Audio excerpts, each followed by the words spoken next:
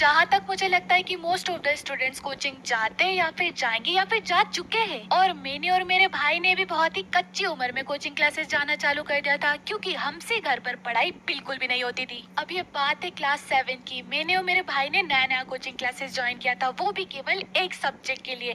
अब ये डैश में मैं वो सब्जेक्ट रख रही हूँ, तुम लोग कमेंट करके बताना कि ये फिलिंग द ब्लैंक में कौन सा सब्जेक्ट आएगा। इससे पहले जोन सी हम कोचिंग जाते थे, वहाँ पर मैडम खुद के ही घर में पढ़ाती थी बच्चों को, वो भी सोफा सेट पे बिठाकर बच्चों की कॉपी में। और पढ़ाने से ज्यादा तो वो घर का काम करती थी। बट ये वाली कोचिंग बहुत ही ज्यादा हाई फाई थी। सर ने अपने घर के ऊपर अलग से कमरा बनवा के रखा था बच्चों को पढ़ाने के लिए। अब देखो, वाली कोचिंग क्लासेस में ज्यादा बच्चे आते थे, इसलिए हमको बिठाते थे दरी पर। दरी मतलब चटाई।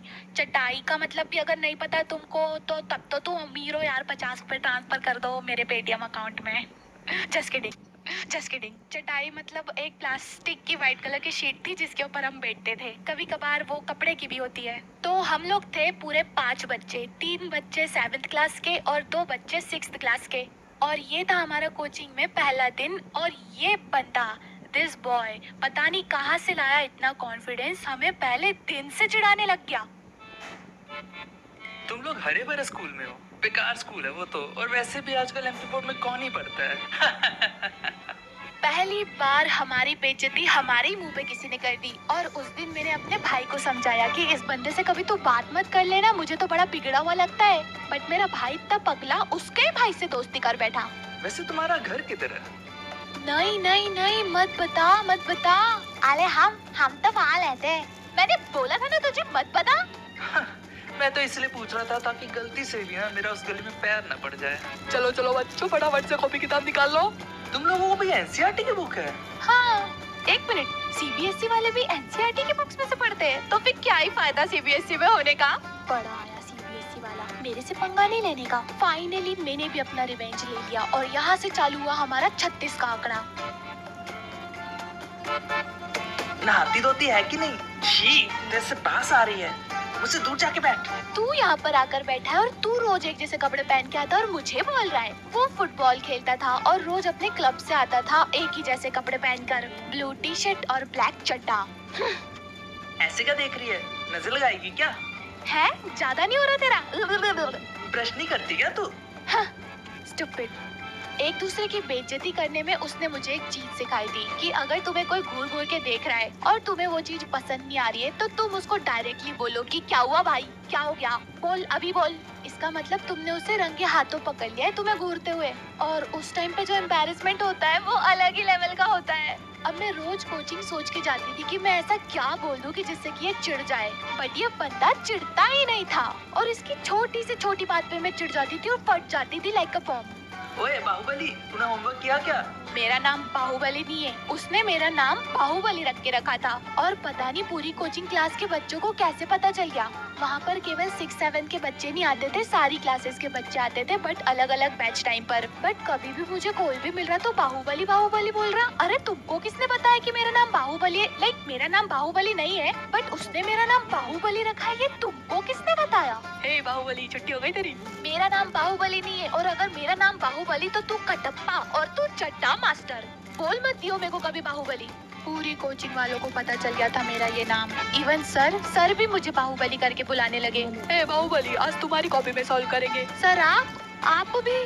मेरे मम्मी पापा ने मेरा कितना अच्छा नाम रखा है, कृष्णा। ये क्या बाहुबली बाहुबली लगा रखा है? ये नाम जचता है तुम पर। अभी मुझे बहुत ज्यादा गुस्सा आ रहा था और मैंने बहुत सोचा कि इसका ऐसा क्या नाम रखूं कि इसकी पूरी रूह चिढ़ जाए। और इतना सोचने के बाद मेरे दिमाग में एक नाम आया, ब्लू टी शर्ट वाला। उस टाइम पे मेरा दिमाग बहुत ही छोटा था, इससे बुरा नाम मैं नहीं सोच पाई। So I started calling him blue T shirt वाला, बट उसे इससे कुछ भी फर्क नहीं पड़ा। अरे तू एक जैसा कपड़ा रोज पहन के आता है, इससे तो चिढ़ जा। तब मुझे उसके छोटे भाई ने बताया कि वो केवल एक नाम से चिढ़ता है, लेकिन वो नाम है क्या वो नहीं बताया। उसकी मम्मी उसे उस नाम से चिढ़ाती थी। उस टाइम पर मेरी एक बेस्टी थी जिसकी मम्मी का ब्यूटी पार्लर था, और उसकी मम्मी के ब्यूटी पार्लर में इस बंदे की मम्मी जाती थी। मतलब कनेक्शन देख रहे हो? ये बात मैंने अपनी बेस्टी को बताई और उसने मुझे बोला कि मैं लाके दूंगी तुझे नाम, और उसने मुझे नाम लाके दिया। उसकी मम्मी उसे चपटू बुलाती थी, चपटू। ए चपटू, तूने होमवर्क किया? क्या? इसको किसने बताया? तूने? नहीं नहीं, मैंने नहीं बताया। ऐसे ही करते करते कुछ टाइम हो गया और हमारी क्लास में कुछ और बच्चे आ गए। उनमें से एक बच्चा था जो बहुत ज्यादा हंसी मजाक करता था, हद से ज्यादा। तब चप्टू मेरे पास आके बोला, इससे बात मत करना, ये अच्छा बच्चा नहीं है। तुझे बड़ा पता है। और थोड़े टाइम बाद उस बच्चे ने गाली वाली देना चालू कर दिया, जिससे हम लोग बहुत ज्यादा इरिटेट हो गए थे। बट फिर हम लोगों ने मिलके उसे कोचिंग से निकलवा दिया। उसके बाद चप्टू और मेरी दोस्ती काफी अच्छी हो गई थी। लाइक हम लोग टांग खिंचाई तो करते थे बट अच्छे दोस्त भी थे। और धीरे धीरे मैं उसे लाइक करने लगी थी। मुझे पता भी नहीं चला उस टाइम पे क्रश क्या होता है, उसका मतलब भी नहीं पता था मुझे।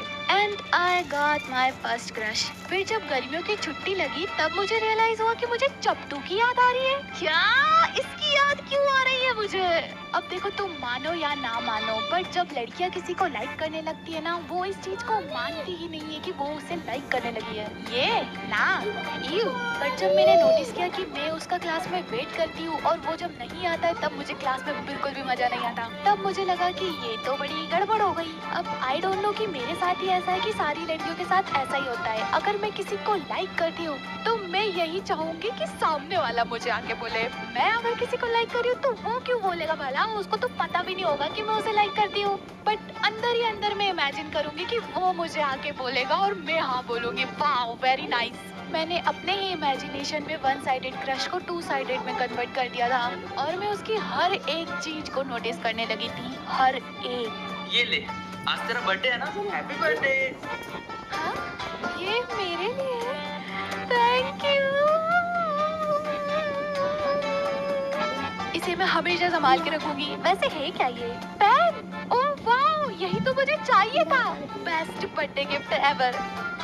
और फिर एक दिन हम लोग वहाँ से शिफ्ट हो गए, मतलब कि मेरा कोचिंग जाना बंद। बट उसके बावजूद मैं अपनी 9th क्लास से 11th क्लास तक इमेजिनेशन की दुनिया में ही रही। और अगर कोई मुझसे पूछता भी था, I was like, sorry dude, I have a crush on someone. तो दीदी मुझे तो बस केवल कॉपी चाहिए थे। एक बार बोला ना, समझ में नहीं आता कि मेरा क्रश है। हट।